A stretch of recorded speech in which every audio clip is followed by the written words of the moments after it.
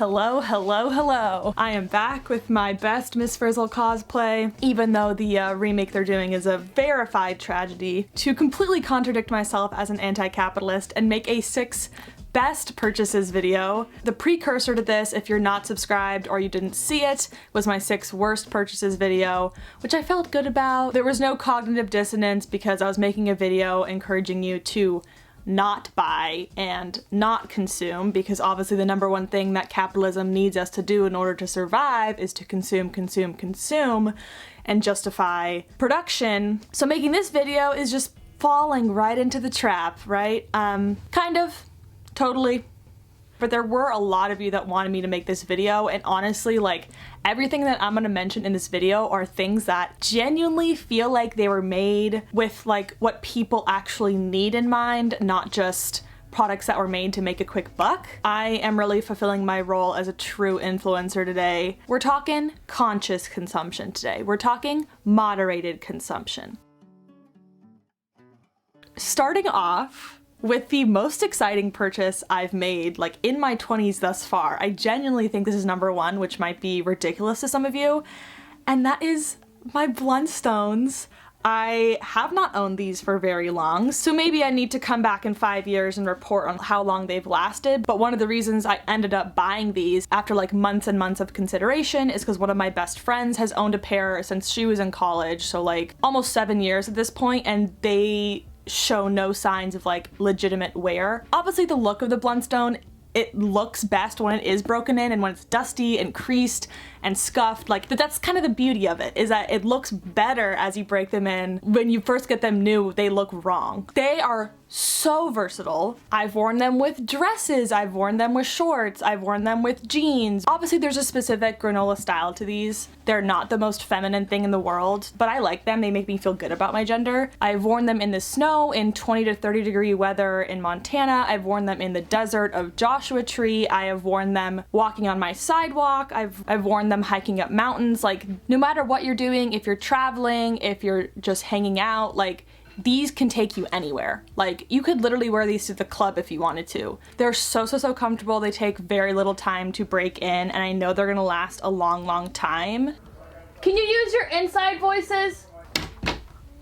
I just have the insurance with these that no matter what I'm doing that day, they can get the job done. Buy them used if you'd like. There's so many of them out there. You can totally buy them used instead of new, secondhand, whatnot. But yeah, this has been like my most enthusiastic purchase of the last 5 years. Thank you, Australia. Swinging the pendulum to the exact opposite side, I'd have to say my HSA, which is my health savings account. I don't think anyone like truly fully explained the benefit of an HSA when I first joined the corporate world. But if you have the benefit of having access to one of these, which I know is unfortunately a huge luxury in this country, I highly recommend investing in it. I am really glad I did before I even knew its power, because last year I incurred $2,500 of healthcare expenses out of pocket. That wasn't like cosmetic shit, that wasn't like just elective. It was all of the healthcare, the tests, the exams, the MRIs, the ultrasounds, the prescriptions, the specialist visits that were 15 minutes but somehow $400. Like, all of that amounted to $2,500 per my chronic illness, my mental illness, So I just had a lot of expenses, and the one saving grace I had in this messed up system was that the HSA is a fund that is tax-free. So I can put my income, instead of being taxed at the end of the year so I earn less of it, directly into my HSA. So I could contribute up to $2,000 in my HSA, and every time I went to the pharmacy, I would use it to swipe. Every single doctor's visit, I put it on the HSA card. Even like my glasses, my contacts, I put that all on my HSA card. And number one, it was nice because I knew it wasn't taxed, so I was getting savings on it that I wouldn't otherwise. And number two, it was just a huge relief to have a fund, like an emergency fund for my health, already set up. Again, it's absolutely demoralizing the fact that I would even need to set up an emergency fund for my health. All my international viewers are going to be absolutely flabbergasted that this is on the list at all, but It just really helped my mental health, my stress, my anxiety, to just know that like that money was already set aside. I know it's not an option for everyone, but I did want to make a plug because it's not something that I hear many people talk about, and you never quite know when you're gonna have a health scare, a health incident, so it's always nice to have that reassurance. And you can also, I think, like invest that money if you end up not using it. Like you can put it in the stock market somehow. I'm not the most researched person on it, but I will put a few links down below more about HSAs if that's something interesting to you. I have no stake in recommending this to you. I'm not sponsored for anything in this video. It's just been helpful to me. Third up would have to be these sheets underneath here. My duvet cover, my fitted sheet, my top sheet, which I know is controversial, but I do use a top sheet. My pillowcases I got from Brooklinen. One of my roommates in SF had them on her bed, so I got to kind of feel the material. And like, I know they do sponsor a lot of YouTubers. I paid for this completely out of my own pocket, and I am like thrilled. Like thoroughly thrilled with the quality and just the softness, and for the amount of time that I did not expect to be spending in bed and just inside this year, having a comfortable cocoon-esque bed. I have no regrets about the money I spent on Brooklinen. Again, it's like not cheap, but the material is unreal. It legitimately gets softer with every wash. Like Brooklinen is not the only like luxury bed linens maker, so pick your poison. I'm sure like the rest are just as soft and nice, but I happen to go with Brooklinen. They have a good number of sales throughout the year, and it's just so comfortable. Fourth up may be an unlikely pick, or not, because I did show you that I own Blundstones, but it's my national parks pass. My family grew up going to state parks, county parks, a few national parks, and one of the rangers at Yellowstone told us, like, if you're gonna do Yellowstone, Grand Teton, and Glacier, which are all in the Montana-Wyoming area, you can pay the individual entrance fee at all of those, or you can just buy the parks pass, because for the amount we were paying, it actually saved us money. And we just like genuinely didn't do the math, didn't know, and we'd never really considered it, but we just went for it. And the nice thing is they let you split the pass, so me and my friend Ellie both have our names on the pass, so it's nice that you can share the love and pass it off depending on who needs it at the time. And beyond just like the fiscal savings of buying the bulk pass rather than one at a time, it really did encourage us to explore more. Like, I have my fair criticisms of the US, but what I will say is the land here that was stewarded by indigenous folks for hundreds and hundreds of years before we ever got here, it is beautiful land. Like, there are so many incredible, just natural monuments here. My friend Kirsten gave me a national parks scratch off chart, and I really haven't even seen like 10% of the national parks. So it does encourage you to get out and see more, because there's no real cost beyond like the camping fee to go and see them. So I've gotten to do like Death Valley, Joshua Tree, Glacier, Grand Teton, Yellowstone, hoping to go to Kings Canyon, Sequoia, Redwoods, Olympic. It's nice to have a reason to like cross those things off the bucket list, because the pass does expire within 12 months. So obviously you can keep renewing it, but it gives you a nice time horizon to make sure you see at least 3 national parks every 12 months to make the cost of it worth it. Moving right along, I'm gonna say my pottery classes that I took in the fall of 2019, or was it 18? It's a beautiful thing to grab a couple friends that you don't spend enough time with and sign up for a pottery class together, because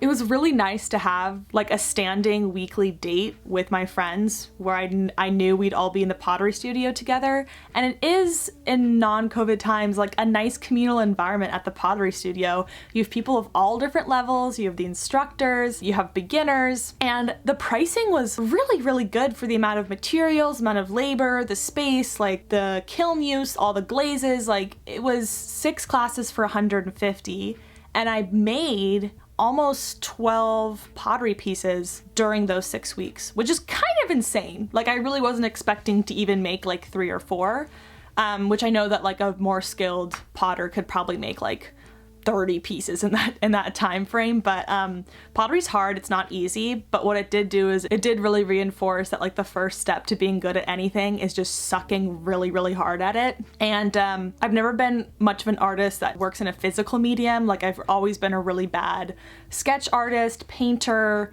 anything in those sort of mediums I've just never really connected with. I'm much more of like a performance artist. Like I like to play music, dance. I do a little bit of visual stuff with YouTube and video editing, but that's different because it's digital. But doing something with your hands, so fucking cool. And I know pottery's kind of blown up on TikTok, so I feel like a lot of people are getting more exposure to it, but I just want to endorse the fact that like reigniting your creativity in that way and trying a new medium that you haven't done before, it's challenging, but it's really rewarding to see the physical progress. And I know that my king Seth Rogen has his own pottery studio, and I just live every single time he posts a tweet of his latest vases that he makes. Like I am like weirdly proud of him for his ability. But he says that like pottery and ceramics, it's like yoga where you get a souvenir when you're done. And I thought that was so good because it really is this really, really therapeutic process. And it doesn't turn out perfect every time. There's always little kooky things that happen in the kiln. And pottery also breaks. Like it's a fragile medium too. So it just really teaches you so much. I'm a big investor in experiences rather than just things, and pottery's nice because it's an experience, but you also get a lot of gifts out of it. Like a lot of the pottery I made with the intention of giving it to my sister, like a jewelry dish, or giving my mom a nice little bowl for the nuts she likes to eat at night. Like it's really, really cool to participate in the gift economy. I don't know if anyone's read Braiding Sweetgrass by Robin Wall Kimmerer, but she's a really, really wonderful Indigenous author, and she writes about like their culture and gift giving in their culture, and it's just so eye-opening. I'm really getting away from the actual purchases here, but you can just tell it's not so much the purchases, but what they encourage me to do in my lifestyle. That's it's a little bit more than just the things, but how they transform my lifestyle. Not to be super woo-woo. I do feel like I'm getting more woo-woo over time, like hello, but I think you're all okay with it, right? Number 6, quickly, is any and all PTO that I've ever spent. Kind of bending the rules here because it's paid time off, so you are being paid, you're not spending it. But in American labor culture, taking PTO really does feel like a cost. I feel like a lot of people that I speak to, especially when you're just entering into the workforce or you're just starting a new job. I was talking to one of my coworkers about it. It's like you feel so hesitant to take PTO because you almost feel like you're like letting people down, or like just, it's just wild the way that we conceptualize time off in this work culture. But I have never taken time off and come back from it and said, damn, wish I didn't do that, or damn, I wish I would have taken a fewer days off. Every single time I take PTO, whether it's a day or 14 days, I always wish that I'd extended it by like just a few more days. Every single time. I'm always so hesitant to push my PTO a little past the limit and just, you know, take a little bit more time off. But as soon as you start that PTO and you shut your laptop, you do not feel guilty for being away. At least I don't. And you want to immerse yourself more and more in that. So I just want to make a plug for like using your PTO. And I really encourage everybody I work with to use their PTO. I don't want anyone to feel like I'm demanding too much from them so they can't take the time off. We need breaks. We need time off. It's good for our health. We need that for ourselves. Take the PTO, that's what it's there for. That's your right. Ultimately, I hate to say this because I feel like I'm a bad anti-capitalist, but I have so many other purchases I'm like really glad I made. Again, existing under capitalism does not make you a bad capitalist. We all have to buy things. It can get out of hand, but most of the things I talked about in this video like weren't even actual things, which just goes to show like the things that I enjoy most that I've spent money on like tend to not even be material goods, but rather experiences, memories, things that like last a lot longer or provide you more long-term relief. I don't know what I'm saying. If you look down below and the button that says subscribe is red, just so you know, you can click that and then it'll turn gray. When you do that, a few of my videos will pop up in your subscription feed as well. That's just like a byproduct, but it's usually not too big of a trade-off for that nice gray button. But thanks for watching little ol' me. I will see you all in the next video, and Katherout.